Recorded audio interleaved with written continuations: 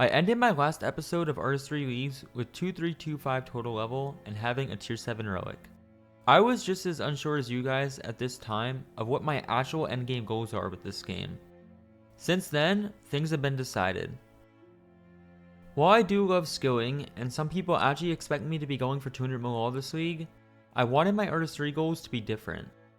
Instead of going for 200 Malal, I want to experience the game outside of 29 skills. I want the normal goal of 60,000 league points for the Flex Dragon trophy. More importantly, I want to experience PVM in this game. There's so many new bosses that seem interesting to me that I would love to learn. As always, there is still a lot of league points for maxing, so at the very least I want to do that, and that gives me my 3 official goals over the league. Get a max cape for the sake of league points, learn PVM, do all the bosses, and if we split these up properly, we should be able to end the league with the Dragon Trophy. And so for today's episode, it's going to be variety. I finally got around to doing the quest for safe cracking, which is the method for 99 thieving from level 62.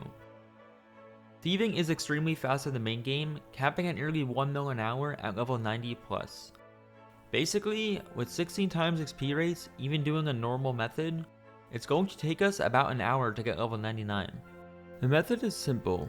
There's safes located around the world, some with different level requirements depending on the area. We click the safe to start cracking it open, and when it highlights, we click to break a lock. You can fully AFK this, but it's about 2 times slower. When the safe does crack open, there's a 5-minute cooldown, which is the reason why we have to move around. Currently though, we are getting about 1 level per safe, which means we are constantly unlocking new areas. Here is level 90 thieving. Level 90 was actually a massive unlock, because it gives us access to the safes in the wilderness.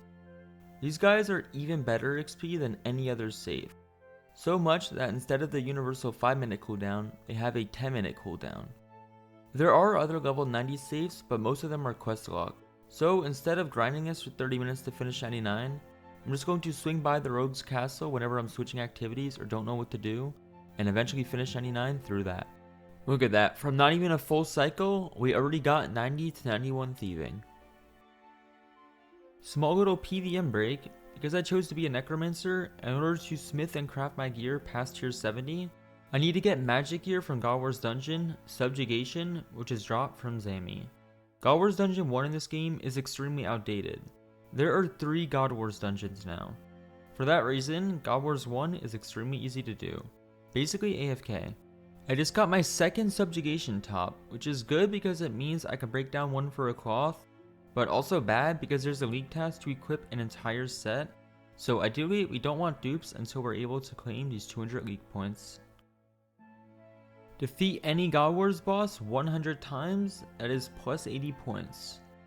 I wanted to switch it up a bit, and in order to unlock my tier 90 armor eventually, we are tasked to kill God Wars Dungeon 2 bosses. I made my way there and started with my first one, Gregory. These bosses are a bit more beefed up compared to God Wars 1, and while they are theoretically easy for a good Rs3 player in good gear, when you're a noob like me, it is not so humble.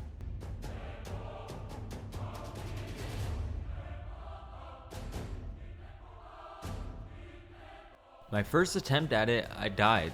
I didn't bring that much food because I expected it to be very easy, and it quite literally was not.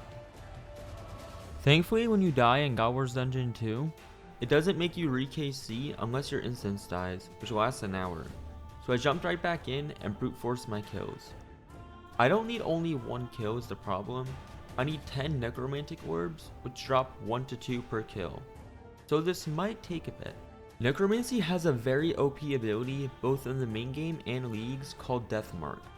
This insta-kills any monster below 20% or 30,000 HP, whichever is lower. This is very good at any boss above God Wars Dungeon 1. Just imagine their HP doesn't die at 0, but rather 30,000. Bit close of a call there, but the Gregory boss has been defeated and we got our 10 marks. Now we can go to the other 3 bosses. The next boss was Hellwire, which I quickly learned was a lot easier than Gregory. He was essentially a giant punching bag that I occasionally had to eat for. On only my second kill here, I managed to pull the Orb of Cyber, a tier 85 magic orb drop. Orbs are offhand weapons, and this is huge. While we may not use it because we're not a major, it is a league task to equip one. That's a free 80 points. After getting 10 orbs there, we went to the next boss, Vindicta. I think I concluded at this point that Gregory was probably the hardest boss out of the 4, which I happened to start with. This one was the easiest. The only mechanic was to dodge the purple stuff, and other than that, just kill. My clips seem to have gotten a little bit lost here, but after we got our 10 orbs from here, I finally had all 4 orbs. That is most of my task list to learn how to craft tier 90 complete. Now I just need a blueberry pie and an onyx. Unfortunately, the blueberry pie is locked behind a quest, as I need fairy rings to talk to Evil Bob. So that is temporarily put on hold. From just 1 hour of God Wars Dungeon 2, we got a stupid amount of seeds to plant. This is good because it lets us train our farming a bit, because remember, planting 1 seed in leagues is the equivalent of harvesting 10, so the farm XP for herb seeds is actually good. This is also going to give us a nice amount of herbs to finally train Herbor. Yesterday I did a 4 1-30 C1 rush for dungeoneering, so I can finally start actually training it. I let my chat know, and we all agreed to form a team the next day, starting on 4:30 to grind dungeoneering. This is an amazing skill in terms of enjoyment, and when you have people to send a full session straight similar to raids and OSRS, it is a lot of fun. We are currently doing large floors, which is the best XP. The objective for dungeoneering is essentially to find the boss, open as many doors as possible as quickly as possible. Imagine CG, but instead of the harder part being the boss, the more skilled part is quickly prepping, as in dungeoneering there are tons of puzzles, doors, keys, and teamwork needed. You get the most XP per floor by opening all of the doors. However, because we are not max, some doors may or may not have high level requirements, which are not possible unless we make a boosting potion, which is never worth it. So we kill the boss and end the floor. That was our warm up floor, as we only had 4 people, but 17 minutes for a 550k XP drop. From here on out, it will only get better. Just got 90 woodcutting from simply opening a woodcut door. It's been about 90 minutes since starting the session, and we were now up to 440. Floors were taking about 10 minutes, and the XP per floor was about 800k at this point. It was fast. 444, 1.2 million XP in this one floor. That got us to level 98. And after 3 hours since the start, 99 dungeoneering from level 67 has been completed. Turns out this herb patch at Priv is a lot better to use, as there's a chance of Guthix butterflies spawning when you loot it. Because we are farming relic and able to spam it, we can spam butterflies. Butterflies give XP in your lowest skill, which ours is summoning right now, and we are gaining a lot of summoning levels. It's kind of a waste because training summoning is extremely easy in this game, but that's okay. At least we learned something new. There is 99 farming and level 40 summoning, which is base level 40 stats. Almost halfway there. Farming is one of the many skills in Rs3 that had a rework to it, which means they added a bunch of new plants and seeds, meaning we can train it all the way to 120, so we are not done yet. Our current seeds got us to level 101. Don't forget, we are still occasionally thieving. Here's level 98. After watching summoning be my lowest skill and gaining XP in it even though it's really fast to train, I decided to train some finally. For summoning, we get charms from PVM and Slayer, which we don't really need to worry about because they give so much XP per charm in leagues, but we just need to buy the secondaries to make the pouches, and in this case I am buying tinder boxes for my Crimson Charms to train through the lower levels. Summoning is slightly expensive, but it's also very fast once the charms are already banked. We just simply sell noted secondaries to this shop, and then we can buy 25 per inventory, basically using it as a quick bank. There is 50 and 55 summoning.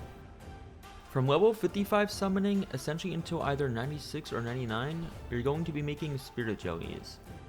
The reason is buying the secondary jugs of water is very easy in leagues, as we can buy them noted and the stock does not go down. These only use blue charms, meaning we can only use blue charms until then. 2 minutes later, and getting on our blue charm stack, there is 73 summoning. Trying out PVM again, on top of the onyx and stuff I need for tier 90s, I also need to complete a boss task with this urn in my inventory. My current one is to kill hard mode Arc Glacier a few times. I ended up really enjoying this boss. There is a one-shot mechanic that we have to actively know how to play the game to survive, which made it fun. Because protection prayers only block 50%, we have to cast a defensive ability, Devotion, which makes them work for 100% for 10 seconds.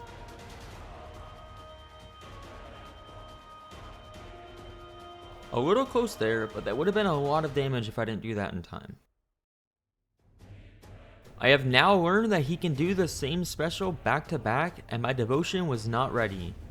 Somehow, because of my extra life bonus from my necromancy gear, I did manage to survive.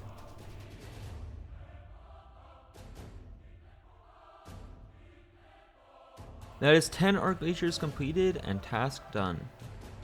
Now, all that's left is that blueberry pie that I really don't want to quest for, and the onyx. Every time I mention something we have to do for the task list, I realize I forgot something else to mention. The onyx is used on a crystal that the smith gave me, and I have to charge that crystal by killing Jad with it in my inventory. The good news is that I can get a free league task, so this is not really a complete waste of time.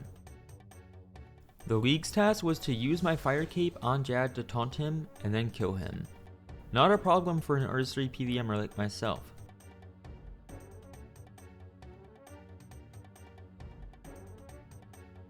Plus 80 league points, and my crystal got charged. Very close to tier 90s now. Instead of finishing off my tier 90s, I decided to do the fight kiln after. The fight kiln was actually released in Rs2. It's essentially a slightly better fire cape, but it's for different combat styles. Because I'm doing it with necromancy, I will be getting a necromancy cape from it. There are 37 total waves here, but it's slightly harder. Some waves have these armor guys in them, which we have to use melee to break their armor before being able to kill them. They hit pretty hard if you're tanking multiple at once, which I learned right here. I went in here completely blind, which in hindsight was quite dumb, as there was a Jad on wave 30 that I did not expect. I ate an 8k right in the beginning, which basically gave me zero chance of winning since prayers don't work in this game. I went in for another attempt, this time with more food and more awareness. Wave 30 was a lot easier when I knew to look for where Jad spawns and insta-kill it. If using the right abilities, it's not even that hard to do enough DPS before the meleeers get to me. There's one little wall thing in the center of the room that we can use to trap them, but it's honestly very confusing and hard to see where exactly on their line of sight without NPC highlight or true tile. But once we have it set up, it's quite easy as it's just one Jad at a time. Oh my god, auto retaliate. Because movement is so hard in this game, I decided it would just be easier to flick 2 Jads. It is normal to use your keyboard to swap prayers in this game, but as an OSRS player, it still feels very awkward and I'm not used to it, so as of this point, I am still in the stage of clicking. After the last Jad fell over, it was time for the final wave, and honestly, I was feeling kinda nervous. I've never seen this boss before. It is called Harakin. Tentacles spawn around the arena that we have to kill, or we could theoretically ignore them. I think it's a combat achievement, but I'm definitely not doing that for my first kill. After some time, the Kraken's face shows itself and we do some DPS. I think if we're strong enough here, we can kill him, but unfortunately I am not. So it's just a repeat of killing tentacles while waiting and then killing his face. This fight was honestly easier than the double Jads. That is fight kiln completed and new best in slot cape for me. There's still one more upgraded cape that we can get from Zuk himself.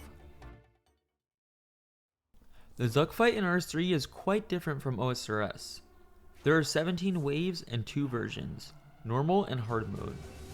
Hard mode is a farmable version which drops a tier 95 sword, which is a league task that we will probably eventually go for. Normal mode, we can get our best in slot cape from, but there's a special way it works. Normal mode has checkpoints, where you can either tele out and restock food, or die and come back and start from a different wave. The only thing though, is if we use these checkpoints, we will not be rewarded a cape at the end. The cape run has to be flawless. For the first run I'm currently showing, I am using checkpoints since I don't really know what I'm doing. The waves are harder than you would think due to prayer only dodging 50%, but as usual, it's just a matter of being aggressive. Deal more damage, commit to killing something, and you won't take damage. That's how Rs3 PVM works. Defensives are so important in Rs3. At the end of certain waves, in this case 15, Zuk puts you in an arena where he has minions try to PK you. We can't attack these minions, but we have to survive. We do that with defensive abilities. I use Barricade, which blocks 100% damage for a few seconds, but I casted it too early, so I tried another defensive, Resonance, which I used 2-8 on the second attack and it hit me a 6000. Thankfully that ability at least carried over, and I blocked the last one, so I didn't die. This is normal mode by the way. Wave 16, Zuk instantly spawns 3 Jads straight in our face, which we were not prepared for. That is why we have checkpoints. I came back, killed the Jads one by one, and the next wave, wave 17, I had to kill Hurakan again. This one is a bit stronger and he has more tentacles that we can't really keep killing, and he could also spit fire and kill you with it. So we had to make sure we were running around the room when the fire was going to land. His head instantly shows up as well, and we lost a lot of DPS here from confusion. Turns out we should not focus the tentacles while the head is up. They legit always respawn. The more DPS we do to the head, the less time we spend running around in this phase, just waiting. I cannot stress enough how important DPS is in this game. I used almost all of my food from this fresh trip trying to kill Hurakan since I didn't know what I was doing in the beginning, but he finally died.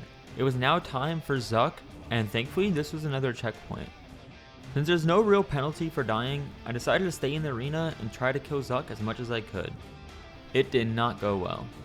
Zuk jumps to the middle of the arena, and I didn't know this on this attempt, but I'm supposed to stay within melee distance so that he doesn't mage me. Clearly, I was unaware. Zuk has 3 specials. The first one, he swings a sword at us, which makes us start bleeding, where we have to cast a defensive ability called Freedom to stop it. I didn't have any reason to run far there, I just panicked a bit, which I really need to not do so that he doesn't mage me. The second special, he slams his sword into the ground, which we need to surge away from, and then a few hits later, he throws a big ball at us, which we were supposed to use a defensive ability to reflect, but failed. This hit us a casual 5k. Next, there's pizza phase.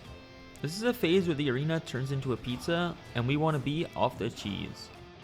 There's 3 minions we have to kill, and if we don't kill them fast enough, well, we die. My first time on the pizza phase, I hesitated because I was not expecting it, and I already missed a lot of hits on the first minion. In return, bad DPS equals death.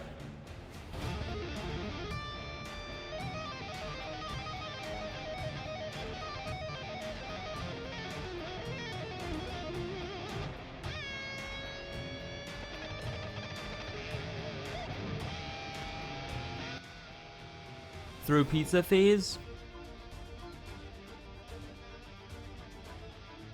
very panicky right now, and of course I missed the big ball where I'm supposed to defend.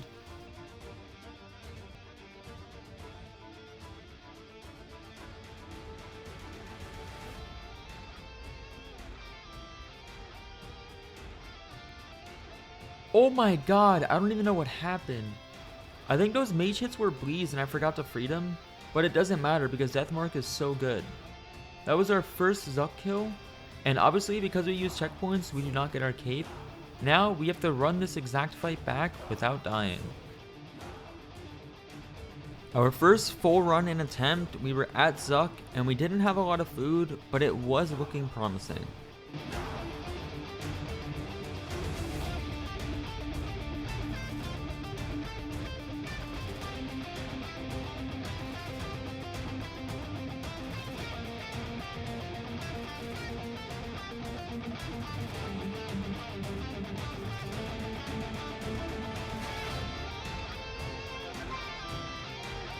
No, 3,000 health. Are you serious?